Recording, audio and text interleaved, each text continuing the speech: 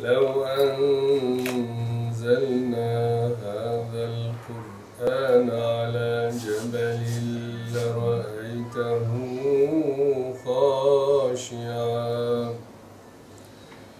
خاشعا متصدعا من خشية الله صدق الله الجبار العلي العظيم.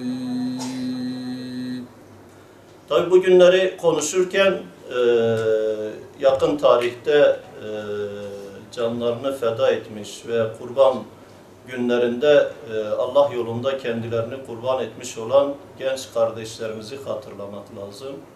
Rabbim şehadetlerini kabul buyursun inşallah. Yasin Börü kardeşimizin, diğer gençlerin şehadetlerini kabul buyursun. Her ne kadar Ekim ayında yaşanmış olsa da miladi olarak, hicri olarak Kurban Bayramı'nda yaşandığı için hicri olarak bu günlerde yaşanan hadiselerdi. Aynı olayları bugün işte belki çok fazla anlayamıyoruz durumlarını ama o günleri hatırlarsak, o günleri yaşamışlar olarak da canlandırırsak zihnimizde Arakanlı Müslüman kardeşlerimizin neler yaşadığını belki bir nebze anlayabiliriz.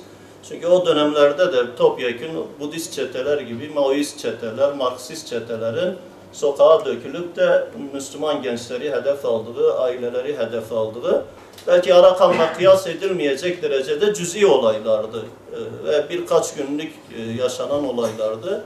Ama Arakan'daki Müslüman kardeşlerimiz onun çok daha katmerlisini 10 yıllardır yaşıyorlar. Ve yurtlarında barınamayacak derecede katliamlara uğruyorlar. Çok feci zulümler yaşıyorlar. Tabi bunlar İslam ümmetinin maalesef konuşmamız gereken tablolarıdır. Acı olaylarıdır. Sevinci buruğa çeviren olaylardır. Sevinci, bayramın sevincini hüzne çeviren olaylardır. Fakat bizlerin bunları her vesileyle konuşması gereken İslam ümmetinin tablosudur. İslam ümmetinin tablosu içerisinde maalesef her bayramda yaşadığımız acılar, yaşadığımız hüzünler, her daim süre gelen bölgelerin mazlumiyetleri maalesef var. Ve bunların içerisinde Arakan'dır, Suriye'dir, Yemen'dir derken Mısır'dır, Irak'tır, Filistin'dir. Allah-u Teala buralarda yaşanan zulümlere bir son versin, burada yaşanan mazlumiyetlere bir son versin, o sahipsiz olanların sahibi olsun. Hakikaten ümmet içerisinde sahipsiz kaldılar.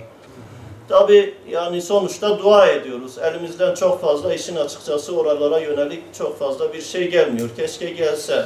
Kahrolduğumuz yerde keşke elimizden gelen bir şey olsa da oralara yönelik sadra şifa bir şeyler yapabilsek. Ama maalesef oralara yönelik yapılacak şey ümmetin genelinin yapabileceği bir şeydir. İslam ülkelerinin genelinin veya İslam ülkelerinin yapabileceği bir şeydir. Ama İslam ümmeti, İslam ülkeleri, İslam alemi de maalesef bugün kendi içinde birbirine düşmüş ve bugün kendi içine birbirine düşmüşlüğün zaten kendi içinde yıkımını yaşıyor, acısını yaşıyor, gözyaşını yaşıyor. Oralarda bu İslam ümmetinin yaşadığı birbirine düşmüşlükten, çekişmelerden sahipsiz kaldı. Arakan gibi yerler, Patani gibi yerler, Doğu Türkistan gibi yerler. Allah-u Teala inşallah ümmeti bir araya getirsin. Ümmeti bu içinde bulunduğu cendereden, içinde bulunduğu akıl tutulmasından bir an önce kurtarsın ve ümmete bir öncülük eden, ümmeti bu dar boğazdan çıkaracak olan öncüler bir an önce bu ümmete nasip etsin. İslam ülkeleri içerisinde bu öncülere son derece ihtiyaç var. Maalesef çok fazla acı yaşıyor, zillet tablosu ve bu zillet tablosunu bir noktada evet batıya sallamamız gereken, batıya yönelik olarak göstermemiz gereken tepkiler var, suçlamalar olması lazım, mahkum etmeliyiz batıyı. Fakat bizim temel sorunumuz bizim içimizde. Temel sorunumuz İslam aleminin kendi içinde. Temel sorunumuz İslam ümmetinin kendi içerisinde. Ve onun için yani İslam ümmeti bir an önce yani bu tarihin belki taşımış olduğu, miras olarak aktarmış olduğu ihtilaflardan kurtulması lazım ve ümmetin yaşananlardan ders çıkarması lazım. Kur'an'ın aklına dönmesi lazım, vahyin aklına dönmesi lazım, peygamberin aklına dönmesi lazım.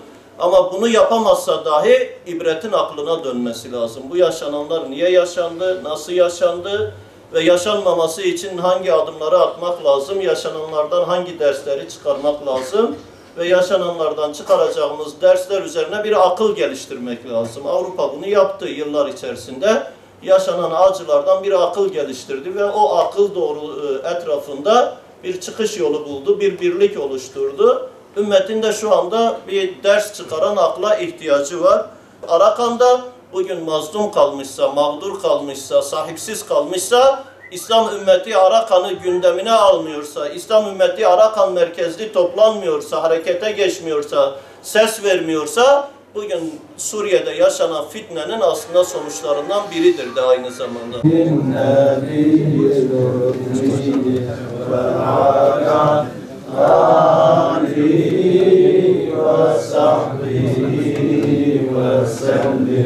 Allahümme salli ala seyyidina Muhammedin nebiyyil ümmi alihi ve sahbihi ve